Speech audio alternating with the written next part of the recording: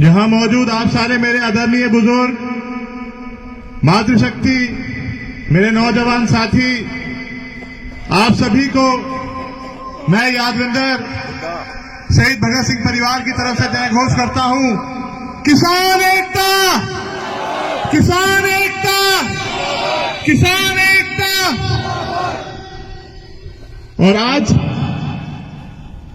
उन संघर्षकारी बलिदानी किसानों को हम याद करने के लिए इकट्ठा हुए हैं। मैं बोलूंगा शहीद किसान योद्धा, तो आप लोग कहिएगा अमर रहे। शहीद किसान योद्धा, शहीद किसान योद्धा, शहीद किसान योद्धा। यहां मौजूद सारी आदरणीय खाप पंचायत की सरदारी, आप सभी का ये हौसला, ये जज्बा, जो ये संघर्ष चल रहा है, मैं तो ये कहना चाहूंगा ये सिर्फ किसानी को बचाने के लिए नहीं है, क्योंकि हमारे हिंदुस्तान में दो तरह का हिंदुस्तान है। एक तो इंडिया जो साहूकारों का, फैक्ट्री मालिकों का है, और एक भारत है जो किसानों का, जहां पे बताया जाता है 70% हमारी देश की आबादी रहती है। तो ये बात भारत को बचाने की लड़ाई है, भारत को जीतने की लड़ाई है, और भारत को बचाए रखने के लिए, हमारे गांवों को बचाने के लिए, और 70% जो हमारे देश की आबादी है उसको बचाए रखने के लिए संघर्ष किया जा रहा है। आज से तकरीबन 113 साल पहले एक साम्राज्य कहा करता था, हमारे राज्य में सूरज नहीं डूबता। उन्होंने भी इस तरह का एक प्रयास किया था, किसानों से धरती लेने का, किसानों के ऊपर ऐसा कर, ऐसा लगान लगा दिया था। आप मेरे सर पे ये पगड़ी देख रहे हैं, यह हमारे सब बुजुर्गों ने पगड़ी बांधी हुई है।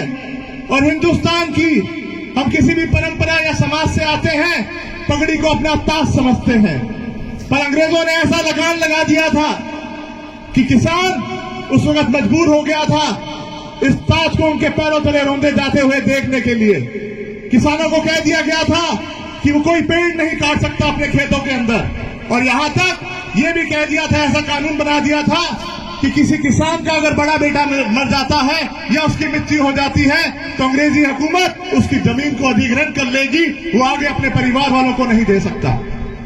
उस वक्त एक व्यक्ति उठा था, उसने संघर्ष किया था, सरदार अजीत सिंह, भगत सिंह जी के चाचा जी, मेरे परदादा, उन्होंने एक नारा दिया था, पगड़ी संभाल बेटा, पगड़ी संभाल, तेरा लुट गया माल खड़ा हो जो अपने ताज को संभाल।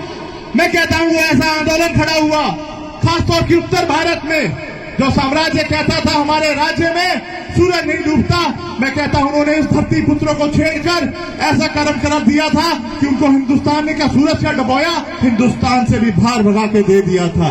तो मैं कहना चाहूंगा वो तो गोरे थे जो कहते थे हमने दुनिया जीती हुई है, यहां तो अपने ही लोग हैं, काले अंग्रेज हैं। तकरीबन एक बार फिर अंग्रेजी हुकूमत ने जो कानून लाए थे, जो किसानों के खिलाफ थे, मजदूरों के खिलाफ थे, तब एक किसान का बेटा 1929 को, जैसा भी मेरे साथी ने रागनी में कहा था, दिल्ली चल के आया था, बेरी हुकूमत के कानों को जगाने आया था, अपनी आवाज पहुंचाने। मैं कहूंगा उस वक्त तो एक भगत सिंह आया था, और आज तो इतने सारे हजारों लाखों भगत सिंह यहाँ दिल्ली की सड़क पे खड़े हैं इस बैरी हुकूमत को जगाने के लिए। तो मैं कहता हूं क्यों नहीं, ये कानून वापस होके रहेगा और हम लोग अपनी जमीनें लेके रहेंगे, जिसके हक के लिए हम लोग लड़ रहे हैं। मैं यही कहना चाहूंगा, शहीद आजम भगत सिंह जी का मैं कोई अकेला वारिस नहीं हूं, आप सब भी उनके वारिस हैं, आप सब भी उनके वंशज हैं, और आप लोग जो सच्चे वारिस और सच्चे वंशज बनकर अपनी धरती को बचाने के लिए, मैं कहूंगा, और साथ के साथ हिंदुस्तान को बचाने के लिए इकट्ठा हुए हैं।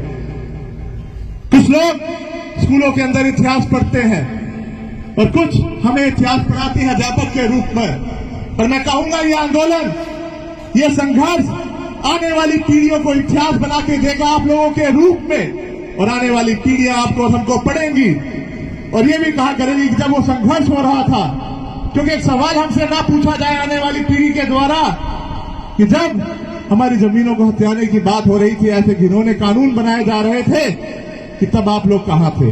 पर मैं कहूंगा हमारे बुजुर्गों ने कमान संभाली है और युवाओं से भी कहना चाहूंगा, कहते हैं ना, वो कौम ही क्या जो गुलामी की जंजीरें ना तोड़ सके, वो कौम ही क्या जो गुलामी की जंजीरें ना तोड़ सके, और वो जवानी ही क्या जो दी हुई दुश्मन की चुनौती ना मोड़ सके। इस चुनौती को स्वीकार करना है नौजवानों ने, और आप बुजुर्गों ने हमें एक रास्ता दिखाना है। उस वक्त के हमारे पूर्वजों ने संघर्ष किया था, आज आपके और मेरे पास विरासत के रूप में हमारी पूंजी, हमारी जमीनें हैं। उसी संघर्ष को, उसी इतिहास को दोहराने की बात है। हम लोग उनके वंशज हैं, उन वीरों के वंशज हैं। तो मैं यही कहना चाहूंगा, भगत सिंह परिवार की 5-5, 6-6 पीढ़ियां नाइंसाफी के खिलाफ लड़ती रही है, उसी तरह मैं भी आपके साथ खड़ा हूं, कंधे से कंधा मिलाकर अपनी आखिरी सांस तक, जब तक ये कानून वापस नहीं हो जाते और हम लोग जीत नहीं जाते। यादविंदर सिंह भगत सिंह परिवार के रूप में हमेशा हमेशा आपके बीच में रहेगा। इसी संघर्ष को मैं माओं को भी धन्यवाद करना चाहूंगा। आप सब में मुझे पंजाब माता दिखाई दे रही है, यानी भगत सिंह जी की माता जी विद्यावती दिखाई दे रही है। आप लोगों का आशीर्वाद बहुत जरूरी है, आप लोगों का त्याग बहुत बड़ा है।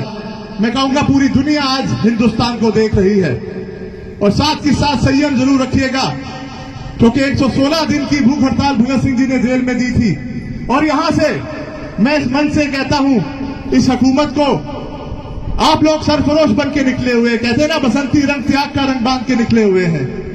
सरफरोशी की तमन्ना अब हमारे दिल में है, सरफरोशी की तमन्ना अब हमारे दिल में है, देखना है जोर कितना बाजुए कातिल में है। बाजुए कातिल का जोर देखना है दिल्ली का। और साथ ही साथ मैं बहुत बहुत अपने आप को सौभाग्यशाली मान रहा हूं कि मुझे यहां बादली में भी आने का मौका मिला। क्रांतिकारियों की धरती है ये, हमेशा यहां से संघर्ष किया गया है नाइंसाफी के खिलाफ लड़ने का। तैमूर लंग जो कहा करता था कि मैं दुनिया जीतता हूं, दुनिया को नहीं हरा सकता, मुझे कोई नहीं हरा सकता, इसी धरती के एक वीर गुलिया जी ने, हर वीर गुलिया जी ने उसको भाला मारा, यानी दिखा दिया कि हम लोग झुकने वाले नहीं हैं। हमें सर कटाना मंजूर है पर झुकना मंजूर नहीं है। उनका आशीर्वाद प्राप्त करने के उनकी वीर भूमि से मौका मिला। आप लोगों ने मुझे यहां माने का भी मौका दिया, उसका भी धन्यवाद करता हूं। एक बात जरूर कहूंगा, अगर इस धर्म युद्ध की लड़ाई में, अगर आज इस धर्म युद्ध की लड़ाई में रथ पे सवार होकर पंजाब अर्जुन के रूप में निकला है, महाभारत का युद्ध हुआ था, धर्म युद्ध हुआ था। मैं यहां हरियाणा में ही रहता हूं, मैं यहां की खाप जागृति को बहुत अच्छे से जानता हूं। अन्याय के खिलाफ हरियाणा की खापों ने हमेशा संघर्ष किया है और न्याय की बात करी है। उसको जानते हुए, उस जागृति को समझते हुए, उसको महसूस करते हुए मैं यही कहना चाहूंगा, अगर महाभारत के युद्ध में अर्जुन था और अगर वो अर्जुन पंजाब बन के निकला है, मैं आपके यहां से जागृति को देख के कहता हूं कि हरियाणा श्री कृष्ण बन के उस रथ का सारथी है और विजय तक पहुंचा के रहेगा और हमारे देश के किसानों को इंसाफ दिलाकर रहेगा।